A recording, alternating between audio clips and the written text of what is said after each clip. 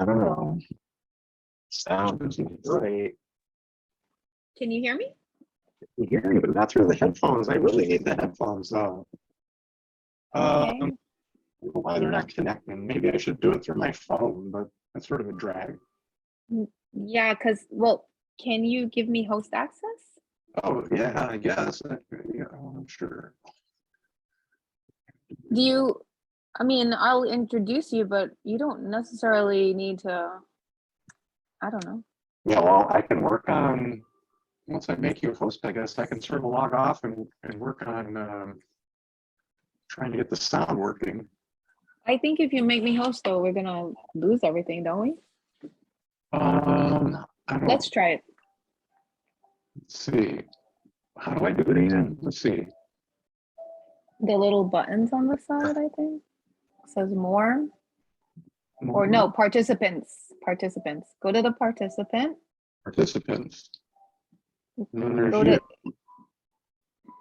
yeah. Oh, you can't make me do anything. Make host. Yeah. Yes.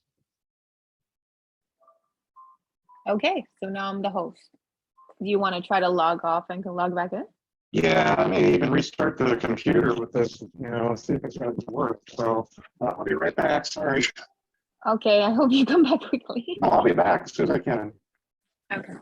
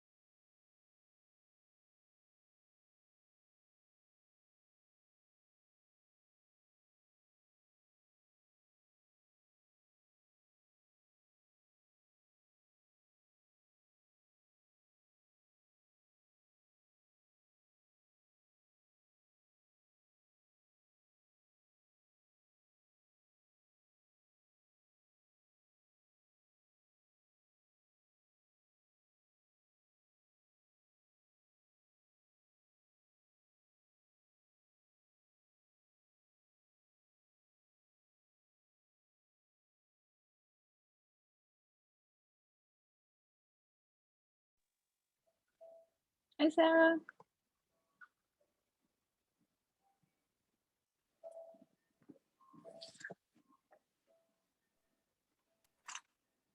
Hi, Amy Joy. How are you? Happy holidays. Happy holidays. Yes.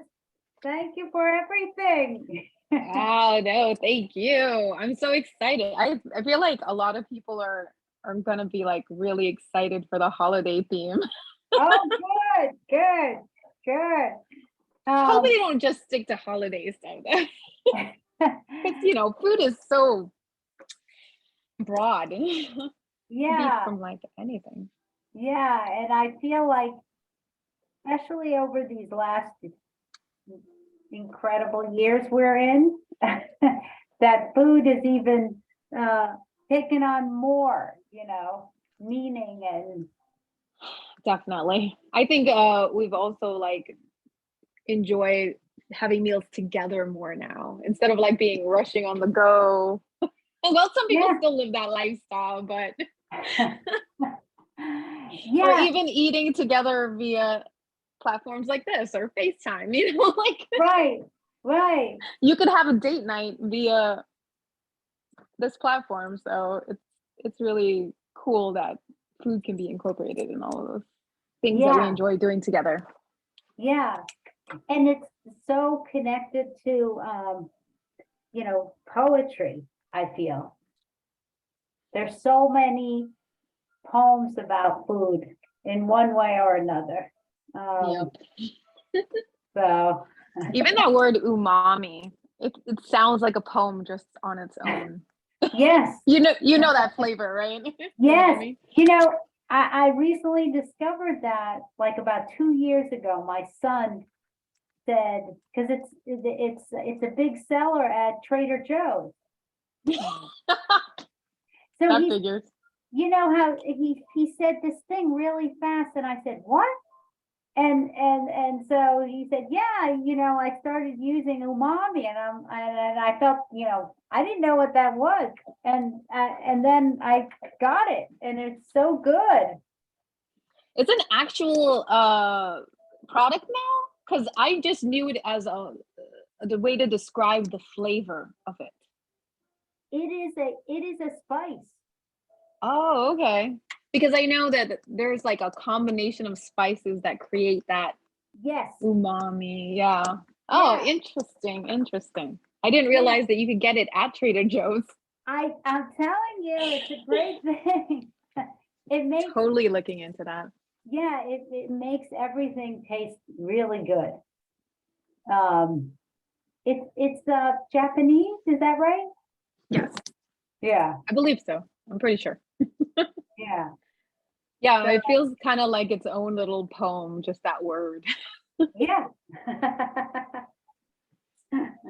So Tim is having a little bit of technical issues on his end, but it's only when he's ready to share that he kind of needs to, you know, speak, I guess. Okay. But should I introduce him too? Because I was just gonna introduce you and then get the ball rolling, and then like maybe you could just mention that he's with us.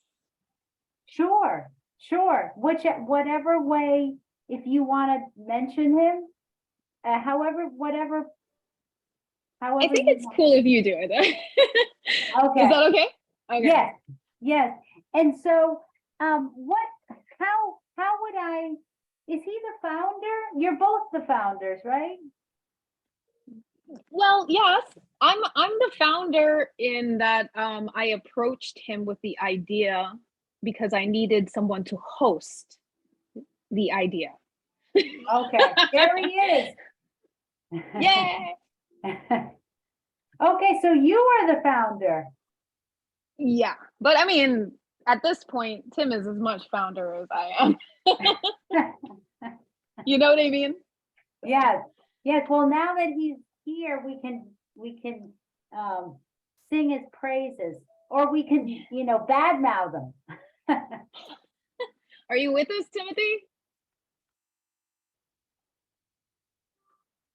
Oh, you're on mute if you're speaking. I am, although, again, even after rebooting and changing my settings, I cannot hear through the headphones. So Oh I don't know. no. I'll have to do my best. Hi, Sarah. Hi, Tim. How are you doing? Oh, you know, I'm hanging in there. Hanging in there. Yeah, I was gonna say, sometimes Zoom shoots out these updates. Did you update? And Oh, probably not. oh, But let me, I mean, they didn't tell me to, but let me see if I can figure out how to turn the volume up here. okay. Because there's something in your settings where you can check for updates. Yeah, And I know it can go either way. Sometimes it doesn't quite work and it throws you off, and sometimes it's like magic and it makes it better. I feel like right. Zoom Well, I may just keep it at this for now, yeah, only because I don't want to delay things further. okay, that sounds good. That sounds, yeah. Yeah, so I'm gonna just mention that you're here, even though we can't see you, like Amy Yeah, Joy I'll fix that. I was telling Sarah that I'm going to introduce her, and Yeah. then she'll just give you a little mention at some point. Oh, yeah. Well, any mention's welcome, but you know, I'm not the star tonight. said. That's Well, cool. We're all umami. We were talking about that. Wow. I have the volume all the way up. Let me see here. Input device. I wonder if that's different. Nope. Oh. Yeah, I feel like Zoom just can be so difficult. I don't, you know, like Amy Joy, yeah, Nava Simon who signed up. Oh, there you are. Yeah, here I Hi. am. And you have that great photo of the bridge behind you.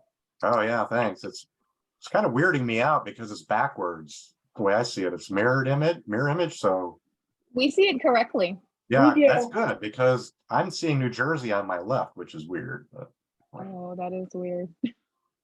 Uh, Yeah, but what I was saying was, like, Nava never got the invitation. I feel like sometimes there are these glitches that happen that are just not explainable.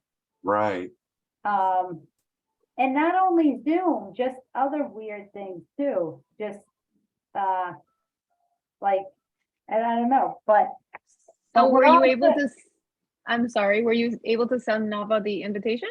Yes, yes, Thank you. Okay, yes. so I'll make a note of that. Maybe I just entered her email incorrectly in MailChimp. No, I don't think so. I No? think sometimes it just, I just don't understand it, because I've had that too, where I just like glitches that make no sense. I feel it's like the internet gods are, Keeping us in check. yes. Oh, you think you have free reign here, huh? That's right, that's right. Yeah, Yeah. cybersecurity is real. Yeah. I'm glad it exists now, truthfully.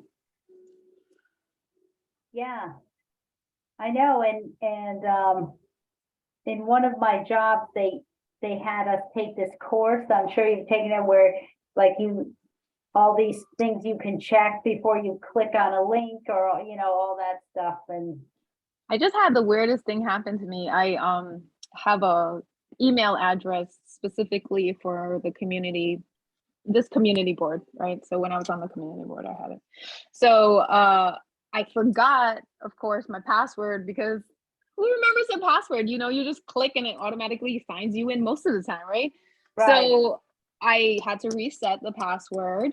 And of course, by 5 o'clock, I'm like, oh no, by 3 o'clock, I said it like at noon. By 3 o'clock, I don't remember what the password is. And now I don't know what email address they're sending it to, because it has the little asterisks, but there's another one that they show completely. And I clicked on it and it sent it to some email address. I don't know how it even popped up on my iPad email or in my email, because I'm not signed into that account right now. yes, So this is why I'm all about cybersecurity right now. yes, All right. yes. I have been there. It's Yeah. awful. It's awful. And then Gmail doesn't make it easy. They like don't even care if you have to create a new right. email account. Yeah, and it's most difficult if you're just at home, like, and you don't have an IT department to come help you, you're like, okay, I'm out here, Yeah. Us solopreneurs know that very Yeah, well. yeah, We have no staff. no staff, nothing, zero.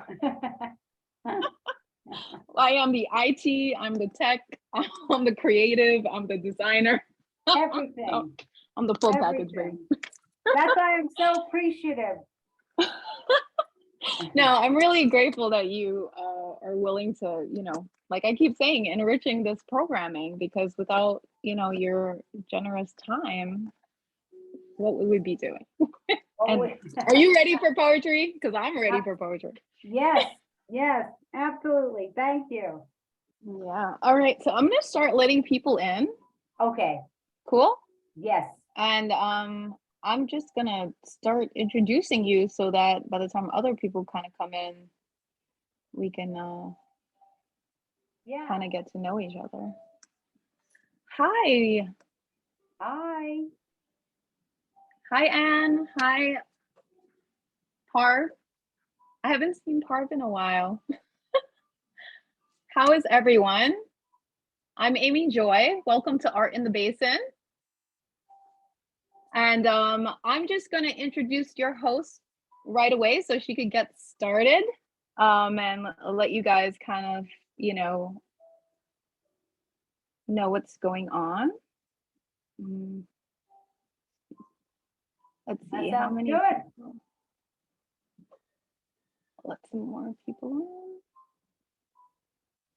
in. Okay. Oh, hi, Anne. I remember you from last time. Nice to see you. Oh, okay. I'm still eating dinner in honor of food and poetry night. Bon appetit. Bon appetit, yeah.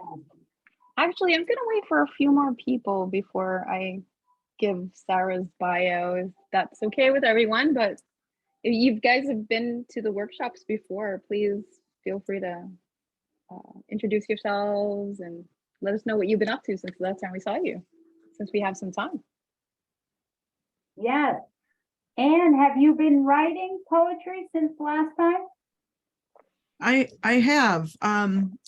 I stumbled across a group in Massachusetts that has a fundraising activity for a group that helps refugees and immigrants get themselves settled and situated in English classes and so forth. And their fundraiser is to write 30 poems and get people to sponsor you.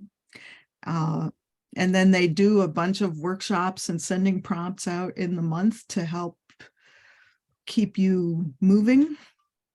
Oh, good.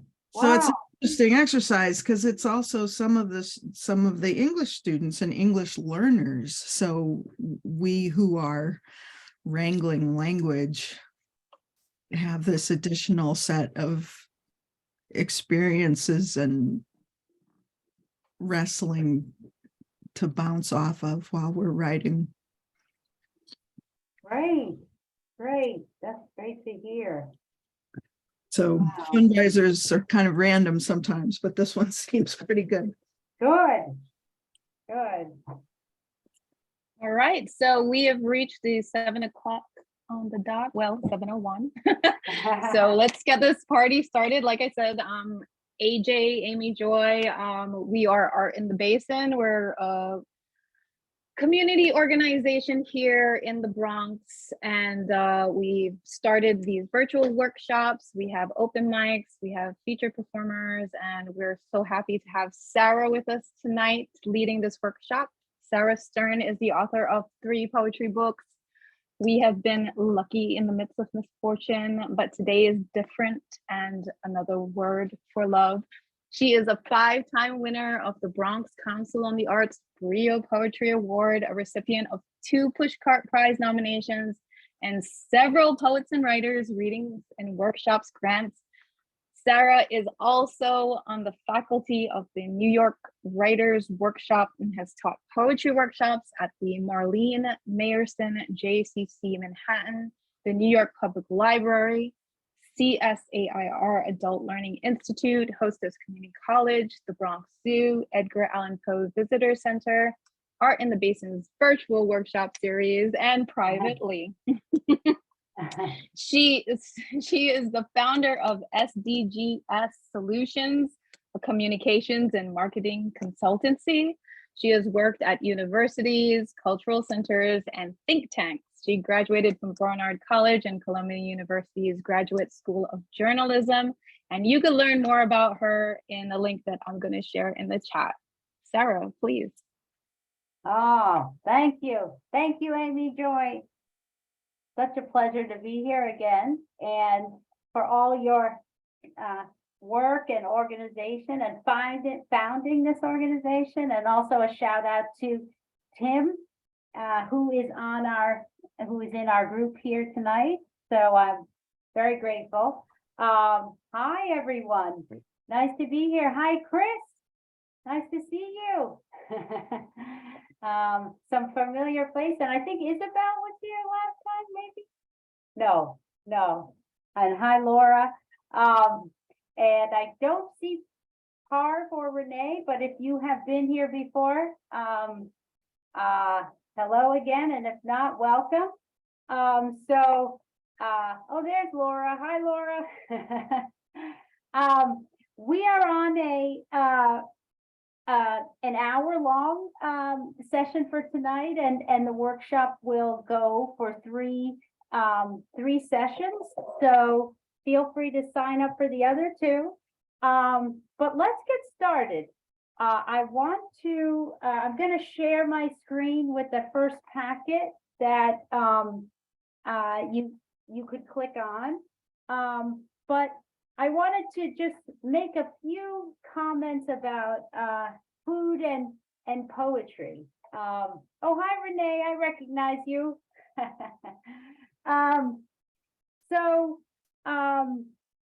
Basically, the poems that I chose in the packet are poems that I love and feel that can help us think about poetry in important ways. And those ways are, what does the title do? What is the length of the line of each line in the stanza?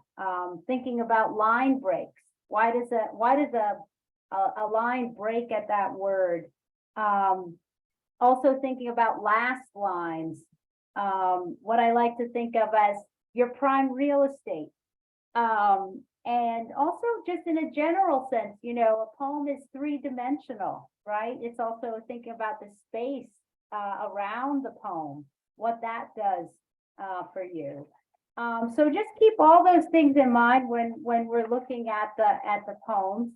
And of course, this is how food inspires poetry, and I want to give a huge thanks to Kevin Young, who wrote this wonderful, compiled this anthology called The Hungry Ear, Poems of Food and Drink. I just wanted to, if you give me a few minutes before we get to the poems, I just wanted to read you two paragraphs from the introduction of that anthology. He says, this is what he says: the best poems, like the best meals, are made from scratch. Both rely on the seasons, but also human history.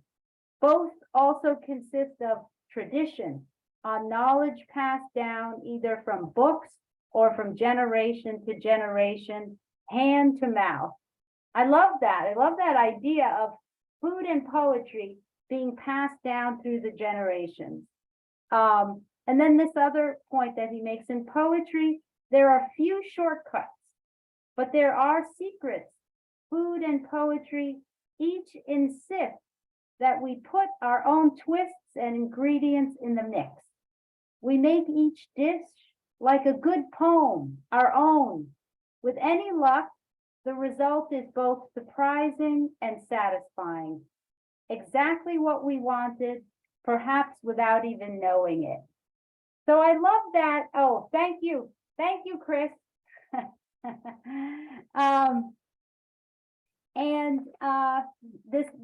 The two more points, I love what he says here. Food too can be where we experience or even reclaim culture. Not only is it where we declare our values or what we like, but also some of what we aspire to. In the words of the famous chef, Julia Child, how can a nation be great if its bread tastes like Kleenex? Right? So food is just so essential. And here's another thing that I love what he says. We too wish to grow. Food can not only be a way, say, of celebrating red beans and rice, or rice and black beans, or fried rice, or basmati, or long grain, or any version of rice that you can imagine.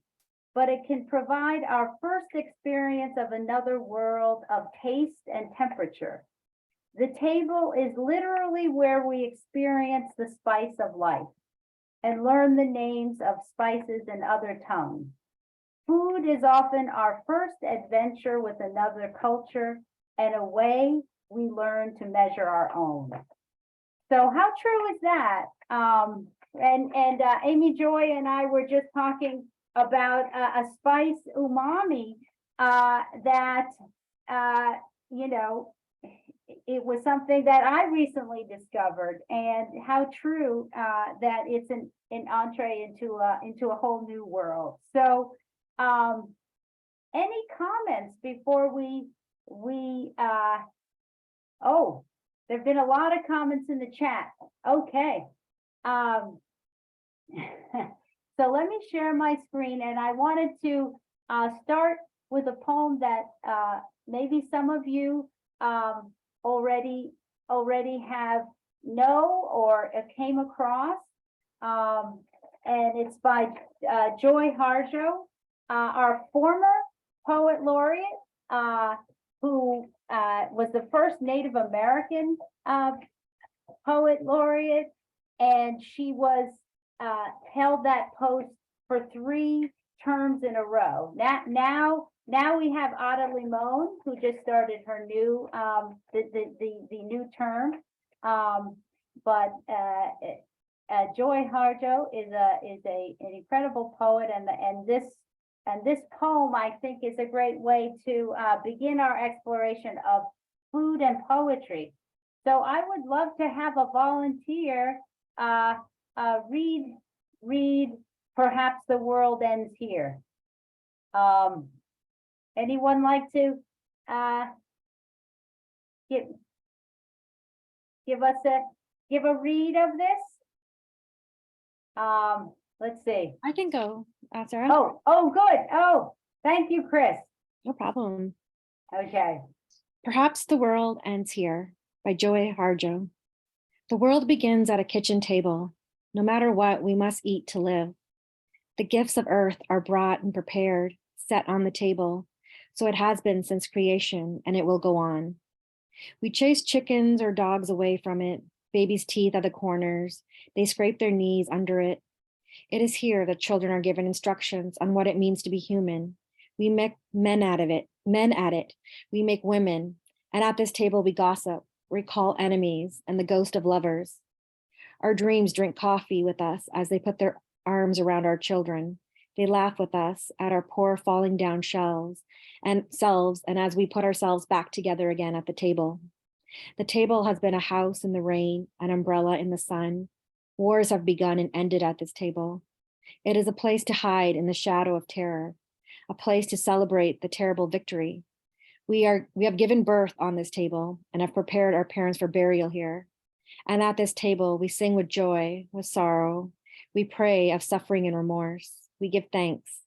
Perhaps the world will end at the kitchen table while we are laughing and crying, eating of the last sweet bite. Ah, beautiful, beautiful. Thank you. Thank you, Chris. So, first I just want to point out, there's this poem is so rich, and so many entry points to this table, but the title, the title grabs you right away, right? Of course you're gonna read this poem, Perhaps the World Ends Here. It lures you right in, and the table itself is a physical, obviously a physical thing, but it's also very spiritual here. It takes on new meaning with each long sentence, and so much is happening as these sentences move along the page. Anybody have a comment about what this poem does to you?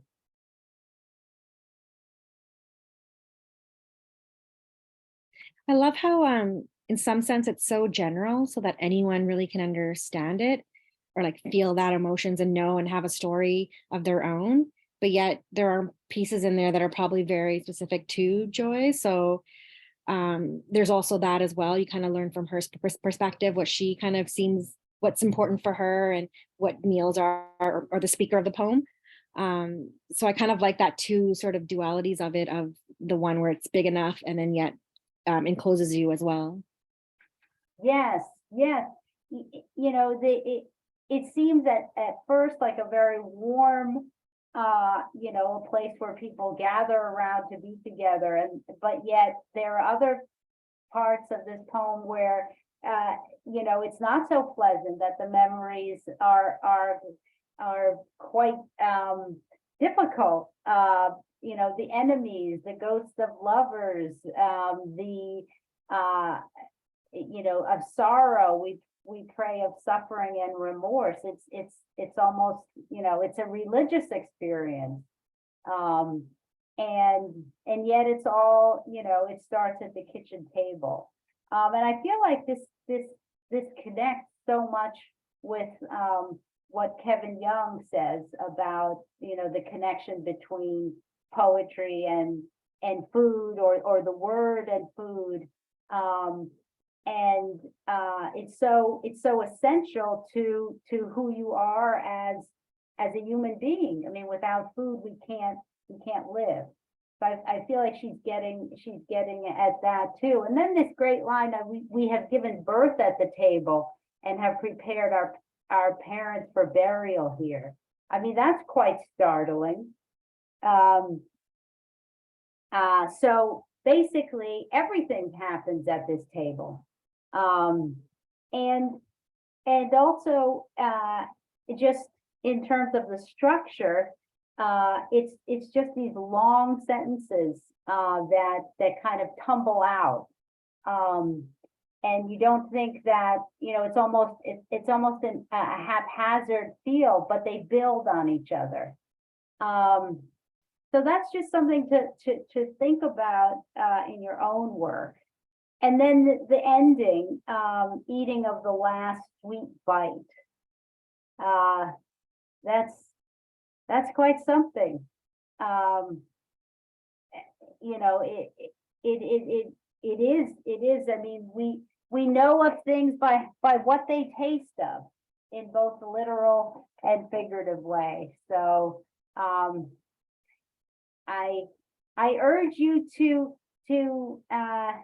try a poem where instead of making sure that all of the sentences connect to each other, that you just let yourself kind of run with your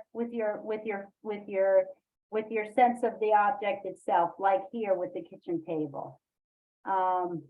So I know we have limited time, so I want to keep going to our next poem, extremely different kind of poem, by the famous Irish writer Sheamus Heaney. And let's see what happens with food here. Who would like to read this one?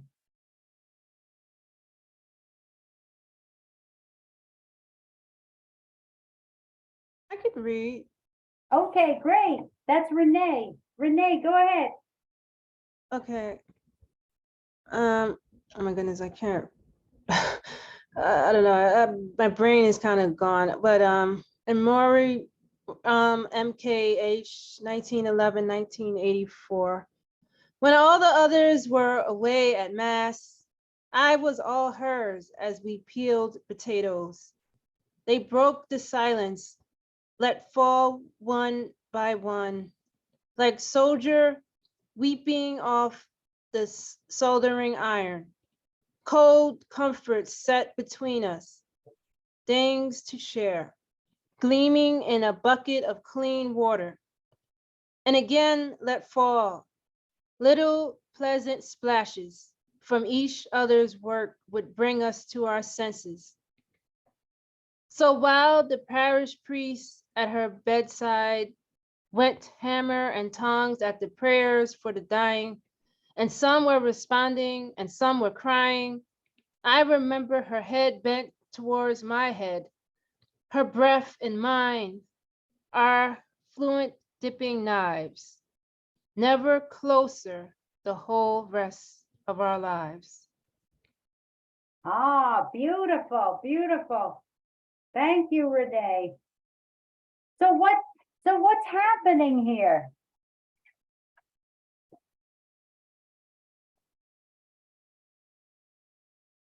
The most poignant moment or one of the most poignant moments.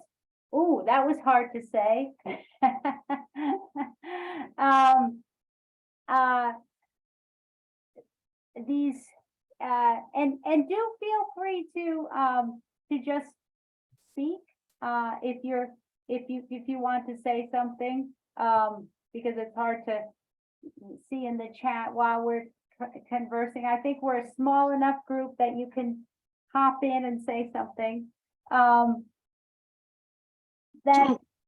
I'm struck in both of these how kind of the little daily activities we think, well, what are called the little is what is making the life, and what are the memorable moments worthy of repeating. You know, it's not some big presentation, the wars, the battles, it's peeling potatoes for a meal. right, You know, right. the kitchen table is where you have regular daily meals, not even the dining room table. And that's the part that is so remarkable to warrant a poem. Yes, yes, well said. And I tend to be drawn to those poems that describe these, you know, quotidian moments that are really very, very holy and celebrate or sanctify what you just said, and because it's really in those moments that you know, what do we remember of our parents, right? What do we, you know, and it's in those details. So this idea, I mean, how poignant, stabbed me in the heart, right? Like that he remembers that was the closest he'd ever been with his mom, that they were peeling potatoes and their heads were next to each other. And that was a moment of unity and closeness. It's just quite beautiful. You know, and the priest and you know and you know what is happening in the moment that you know the mom is leaving, but it's the peeling the potatoes that makes all of this so poignant. And really the potatoes, I mean, the irony is the potatoes are what's holy here, right? There's all this religious, you know, mass and the priest but it's the potato, and that's very ironic. So, and you know, and I feel like a poem like this gives all of us license to take on to write something you know of depth, but come at it in a different way, you know, through potatoes or through the kitchen table. So and just all the details here too, the little pleasant splashes, and just that eye for detail, the fluent dipping knives, that's just gorgeous. Her breath and mine, beautiful. So any more comment on this one before we go to the refrigerator poem, which I think I did. I'm not sure if some of you in the last time we were together, we did that poem. Oh, Chris is Oh, you're muted. Yes, I enjoyed the last time we did it. It's one of those, I think, you always find something different every time you listen or read it. Yes, yes. So let's look at that one. And again, these are three very, very different approaches, and the connection with food and self and place in the world. But we do have a boiled potato in this poem too. So I'd love to hear other people read, and I hope you enjoy reading because I think it's better than me talking the whole time. So who can I have another volunteer for our last poem of this evening before we get to the time where you get to write? Anne, go ahead. Okay. Refrigerator, 1957. More like a vault. You pull the handle out, and on the shelves, not a lot. And what there is, a boiled potato in a bag, a chicken carcass under foil, looking dispirited, drained, mugged. This is not a place to go in hope or hunger. But just to the right of the middle door shelf, on fire, a lit from within red, heart red, sexual red, wet neon red, shining red in their liquid, exotic, aloof, slumming. In such company, a jar of maraschino cherries. 3/4 full, fiery globes like strippers at a church social. Maraschino cherries, maraschino, the only foreign word I knew.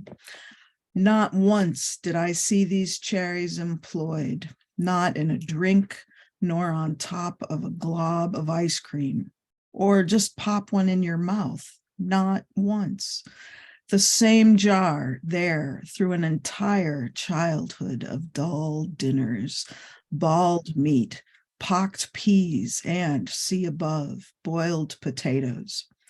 Maybe they came over from the old country, family heirlooms, or were status symbols bought with a piece of the first paycheck from a sweatshop, which beat the pig farm in Bohemia, handed down from my grandparents to my parents to be someday mine, then my child's. They were beautiful, and if I never ate one, it was because I knew it might be missed, or because I knew it would not be replaced, and because you do not eat that which rips your heart with joy. Ah, beautiful, beautiful, Anne.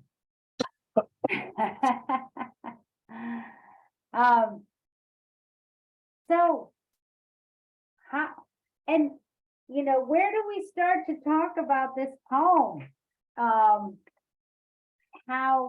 How we learned so much about this person from the refrigerator and the cherries and what that meant to this person growing up. And the refrigerator itself is almost a living thing that kind of held all the secrets of this family. What does it do to you after you hear this poem? I'm curious.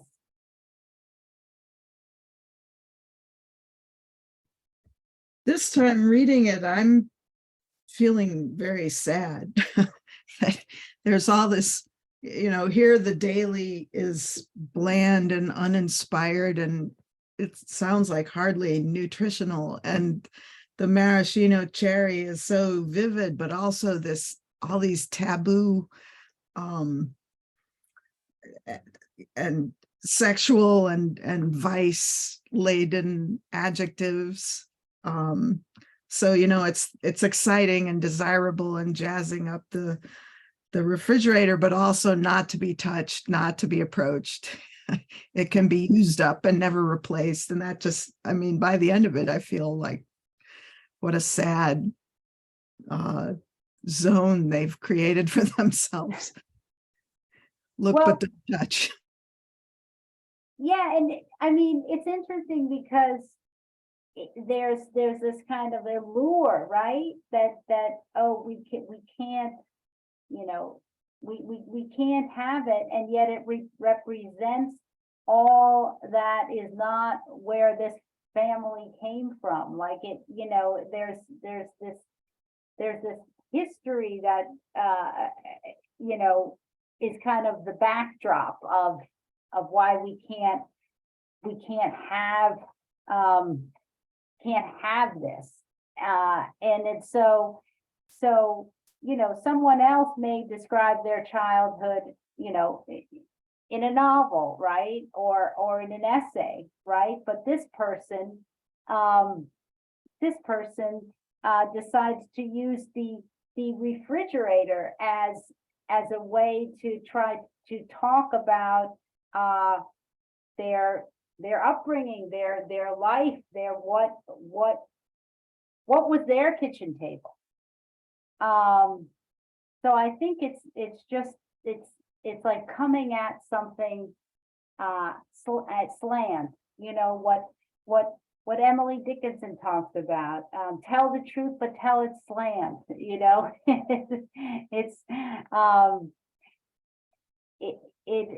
It's a curious thing. It's a very, I mean, if you thought about, okay, speak about your life, your growing up by using your refrigerator as an assignment, you know, that's a way to enter a world, and he does that. Yes, it's sad, it's funny, it's you know, it's heartbreaking. I mean, that last line, that which rips your heart with joy, you know, it's heartbreaking. You can't enjoy it. Any other comments? Oh, Renee found it depressing. Yeah. Yeah. Sarah, Yeah. I just wanted to say, maybe because of the last line, I started to see more of like this violence in it, and it's very well like written out because of the red, you know, the redness of the maraschino cherry. So that was and beautifully read. Thank you, Anne.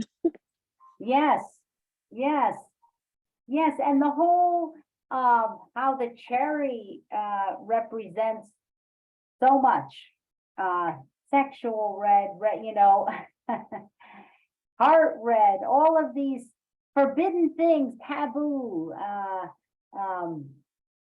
So just something to think about in your own work.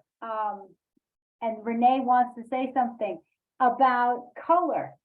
You know, look how provocative color can be in your poems.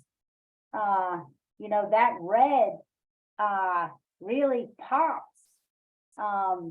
So as a device, it's a good thing to think about color in your poems. Renee, you wanted to say something. It's okay. Okay. Oh, okay. And Tim, redrum. Hopefully you can hear me. I'm Yes, doing yes, simultaneous things. Great. Yes, we can hear you. Yeah, you know, the poem is well, first of all, I said, you know, it kind of reminds me of like a horny teenager, and you know, and the imagination that, you know, arises from looking into the refrigerator. But also, you know, Amy Joy mentioned sort of this sort of underlying, almost kind of as well, I think it's violence of a sort. It's sort of like the reverse violence, right? I'm kind of blanking on the phrase, but that's passive aggressive. There we go, a little bit. And then Okay. right, and then like it just reminded me the color red, Red Room, the joke from the Stanley Kubrick movie. But anyway, Isn't it Red Rum? Red red- Rum. yeah, Oh, Red Rum. that's Yeah. what you were. It's Okay, murder okay. backwards. Okay. Yes. Yes. Oh, so many associations. Laura, what would you like? Yeah. To say? I was just struck. I mean, I love this poem. Was struck at the end about the reaching back through the generations. He talks about how it came from Bohemia, or there was some relationship with that to his parents, and that this was a single beautiful thing carried, I guess, from the old country into their present circumstances, which don't seem particularly positive. So I thought that was interesting how he referenced his ancestors. Basically, was it he? I'm sorry, I forgot. I've just I just got here, sort of. But No, that's a good that's a very good point. I mean, the way he weaves these details and uses the refrigerator as the focal point in the way that the potatoes in Sheamus Heaney peeling the potatoes, and Joy Harjo's the kitchen table, and going back to Kevin Young, how food is really the beginning and end for all of us. And it's such fertile ground for poems, for statements, for expression. So I urge you, if you've never written about your relationship to food in which way it is, it's fertile ground. Maybe you'll never write another poem about anything else but food after this workshop. And you can blame me. But here I have a prompt. I have two prompts. And in each of our workshops, you'll have two prompts. And again, I want to stress that if something, some comment or thought that happened in the discussion of the poems inspires you, go with that. And if you don't, then the prompt for today is, what was your favorite snack in elementary school? Why? What did it taste like? And do you still like it? So don't overanalyze, just have fun with it. And let's come back in 10 minutes. See where it takes you. And everyone should mute, which I think you are already, but I will mute too. So see you back here in 10 minutes.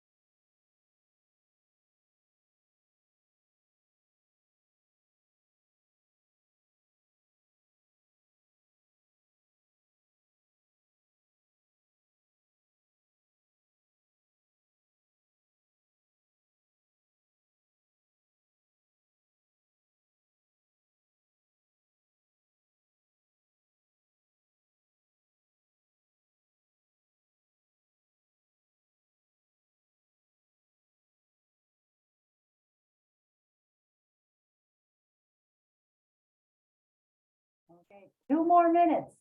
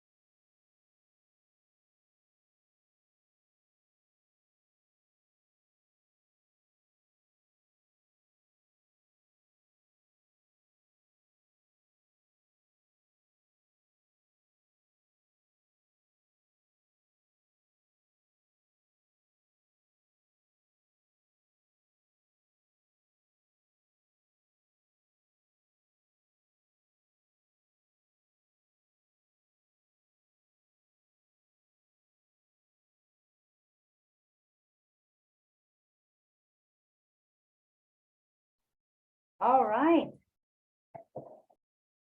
10 minutes have never gone by so fast. How's everyone doing? Good, good. Chris is smiling.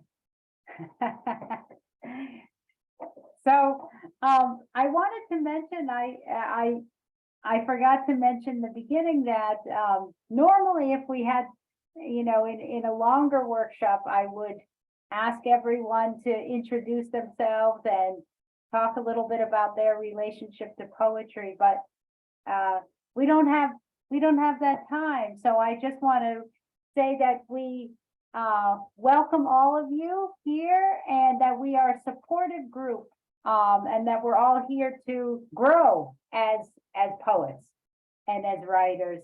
And, to keep that in mind, when you're, listening to other people, if you care to say anything after you hear someone read a poem, or put a note in the chat about what resonates with you about that poem.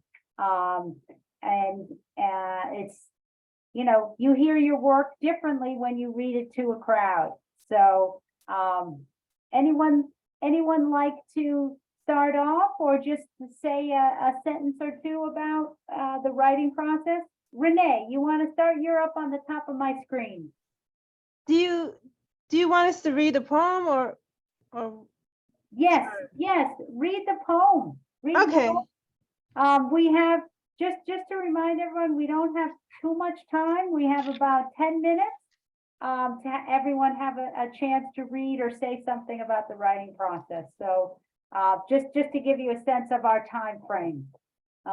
Yes, Renee, start us off. My world begins in bed. I awake sad, depressed. I etch out a cup of tea, hoping it will revive me. Then I turn to coffee, caffeine, when tea doesn't work. When my tummy hurts, I see children pass by. Out my window, out my window.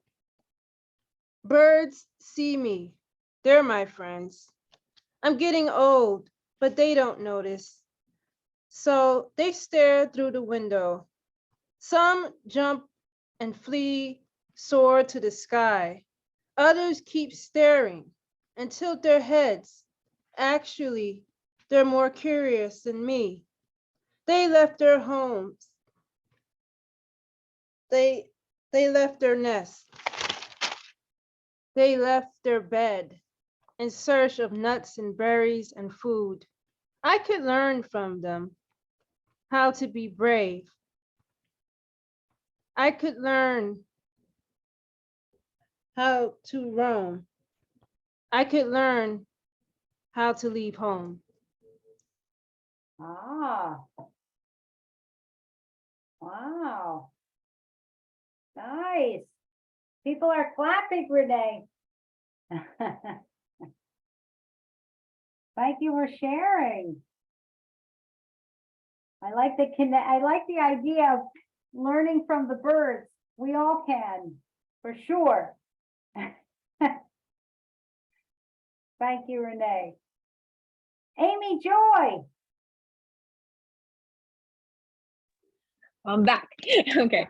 So I'm kind of excited about this. I don't know why. I was excited for this workshop from the beginning anyway. Sour smacked lips as stretchy sugar sprinkled green apple straws lengthen and sent sublingual glands haywire after the sweet tongue tease contorted my glee into twisted grimace. Yes, again, please.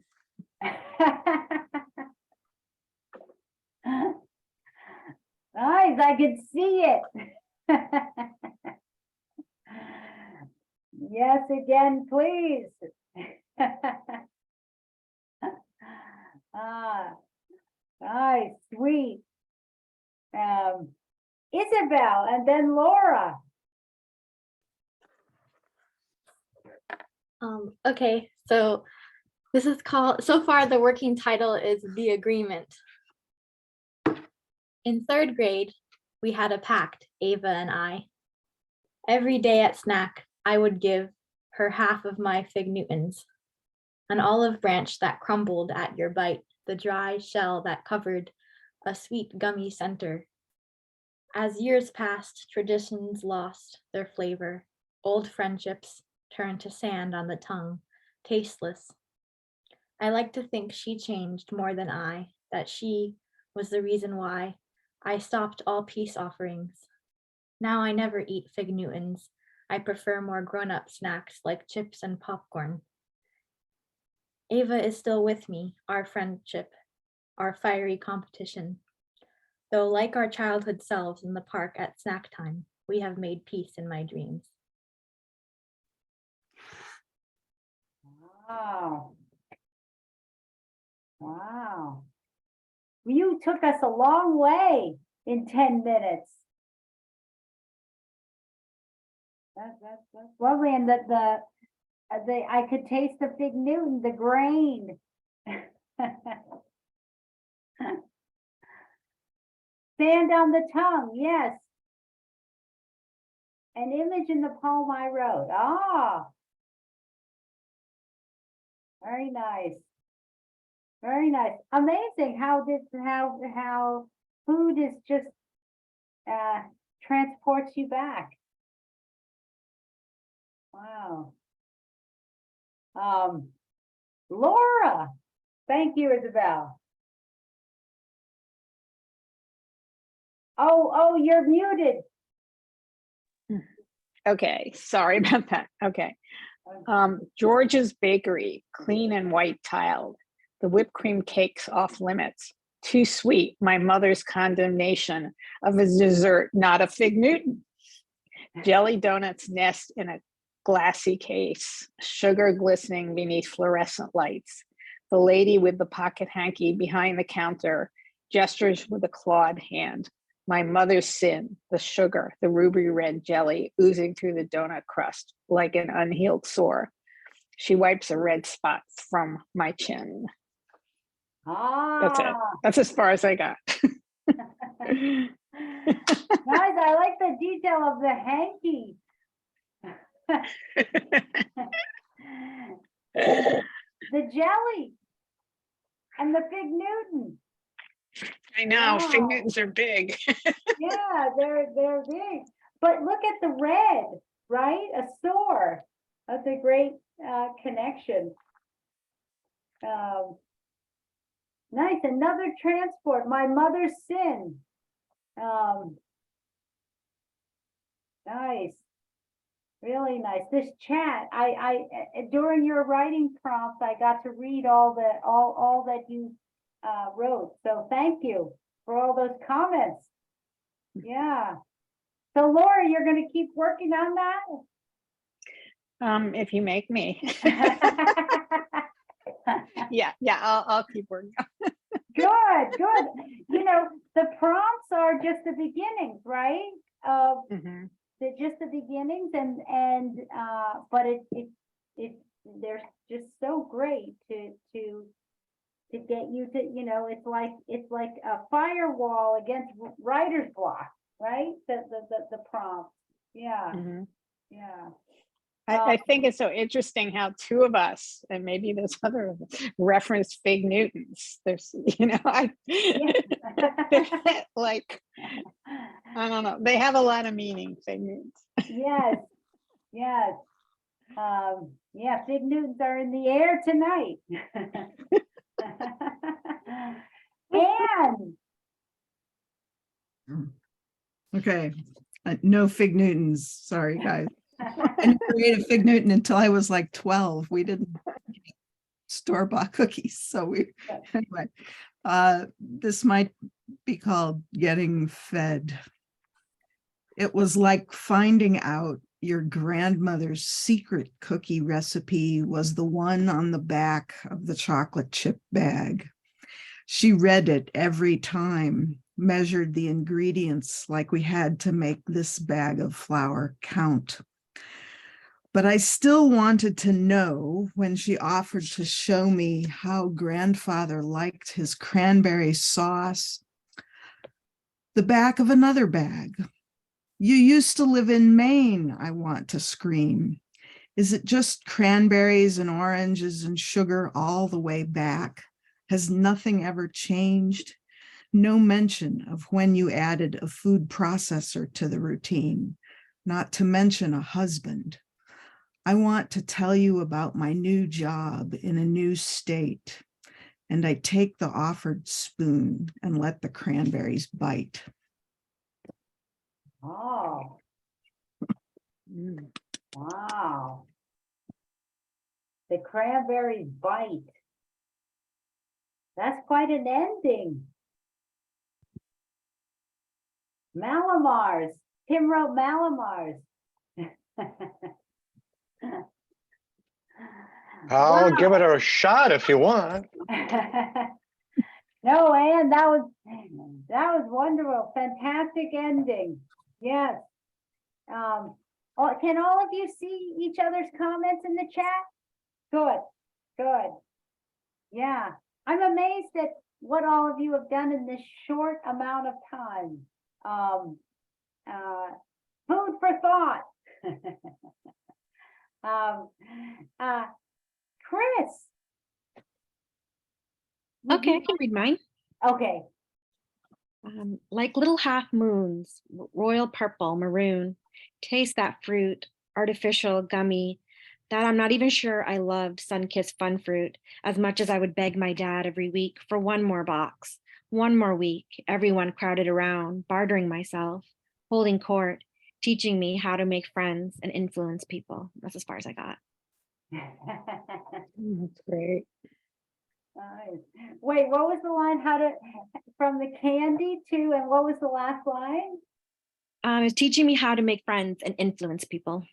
Okay. Yeah, that's unexpected. Influence people, right? Wow. Nice. Anyone else want to share? Tim, right? I would love to. Okay, great. All right. So my treat of choice, because I looked ahead at your writing prompt, turned out to be Malamars. Ah.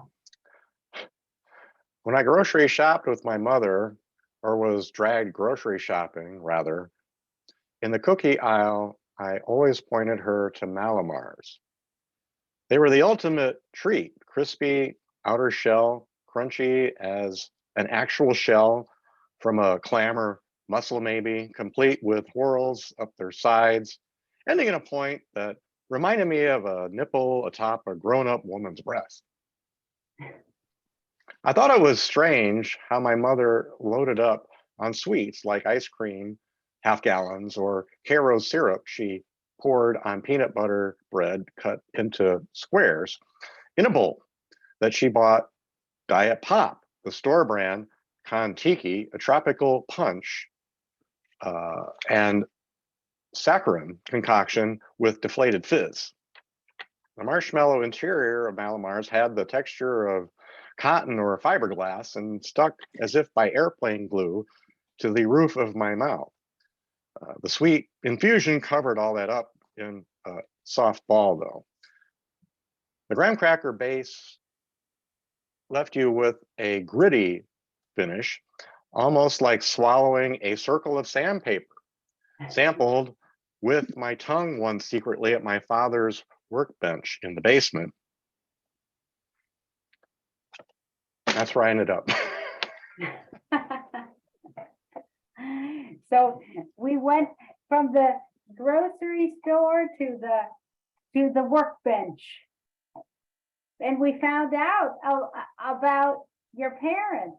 I mean, look at what we found out about each other through our connections with food. All of us, right? It's quite something. Oh, love fiberglass. Laura White put up there. And two people had the grittiness, the sandpaper, Isabel and Tim, and Laura, the textures. I mean, food is also great to incorporate because you have the texture. You have to talk about texture. And that just adds a whole dimension to the poem as well. It becomes so much less abstract, and then counterintuitively, we can relate to it more. So, wow, wonderful, wonderful. So we're already at 8 o'clock. And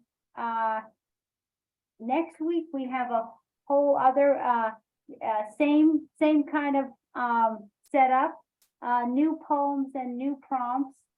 So I hope you'll be there. Any final questions before we sign off?